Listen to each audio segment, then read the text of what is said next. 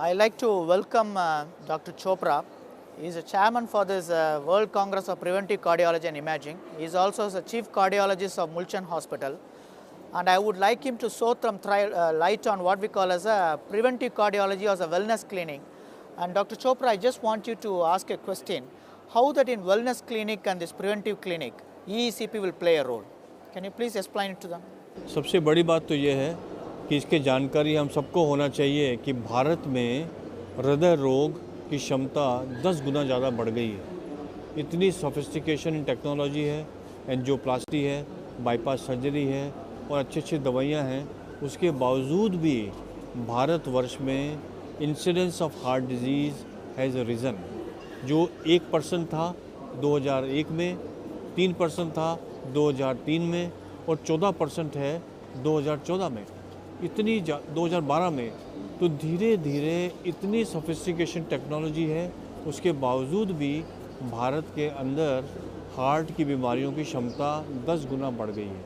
और ये देखा गया है कि जो जवान लोग हैं 40 साल से पहले हैं वो इस बीमारी से पीड़ित हैं। इसके कारण सिर्फ दो ही हैं।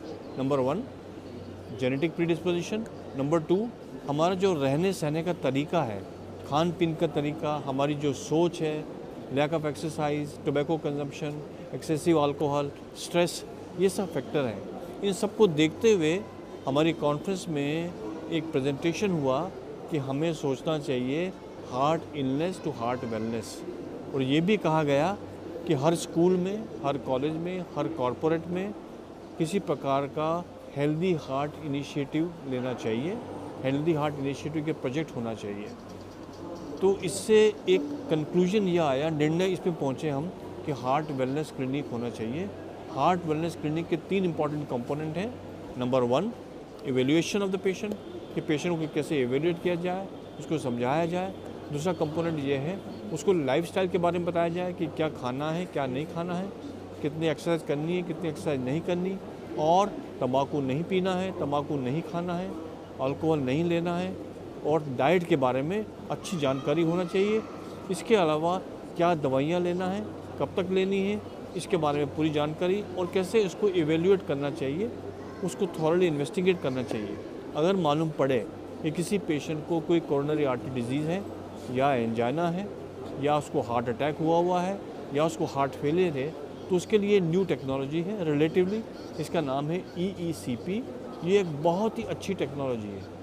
For the first time in the world हमने ये दिखाया, हमारा डेटा प्रेजेंट किया नेशनल CSI कॉन्फ्रेंस में और हमारी वर्ल्ड कांग्रेस में कि EECP से हम काफ़ी हद तक किसी पेशेंट को अगर एंजाइना हो तो एंजाइना के सिम्टम कम हो जाते हैं, दवाई का रिक्वायरमेंट कम हो जाता है और पेशेंट बहुत सिम्टम फ्री महसूस करता है।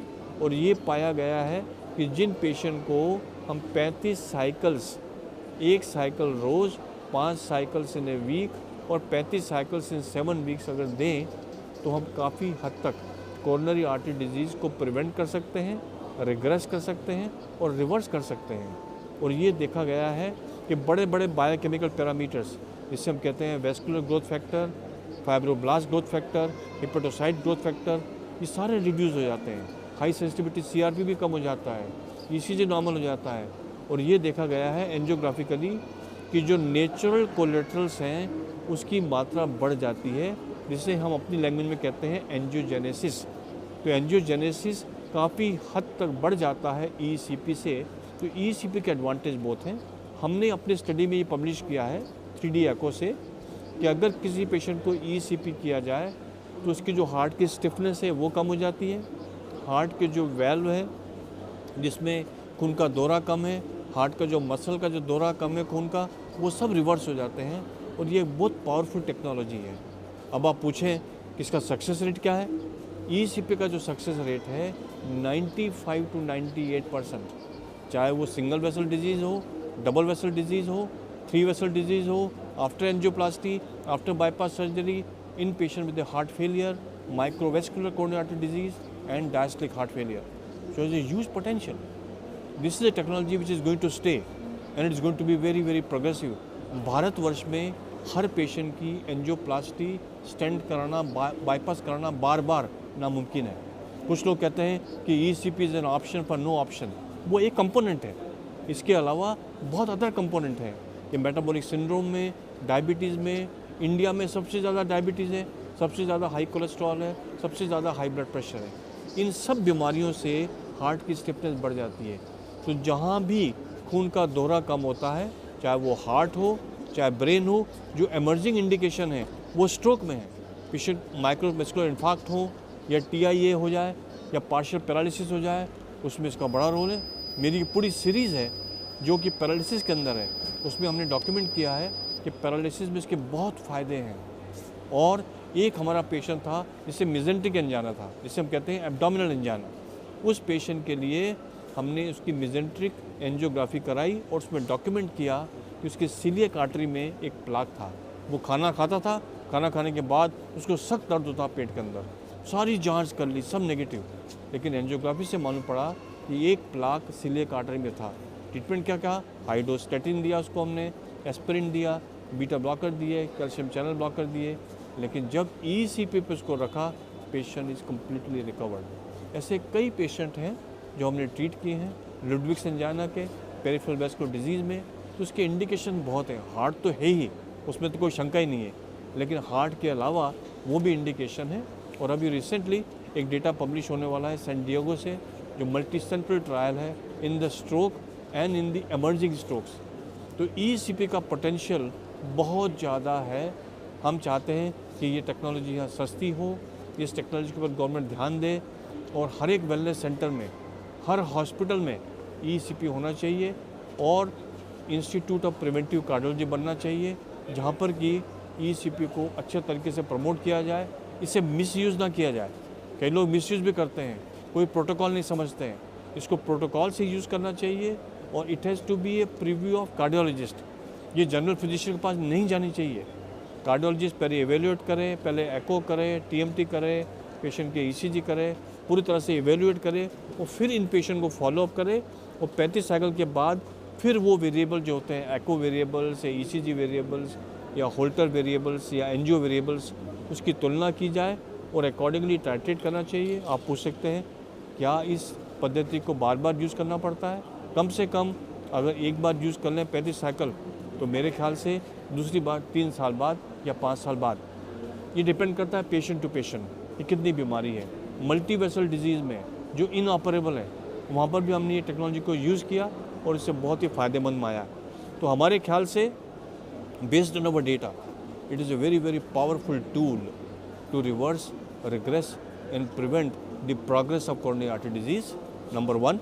नंबर 2, हार्ट फेलियर में जहाँ पंपिंग एक्शन बहुत कम हो जाता है, जहाँ इंजेक्शन फ्रैक्शन बहुत कम हो जाता है, ये काफ़ी मात्रा में यूज़ करके पंपिंग एक्शन को इम्प्रूव कर देती है।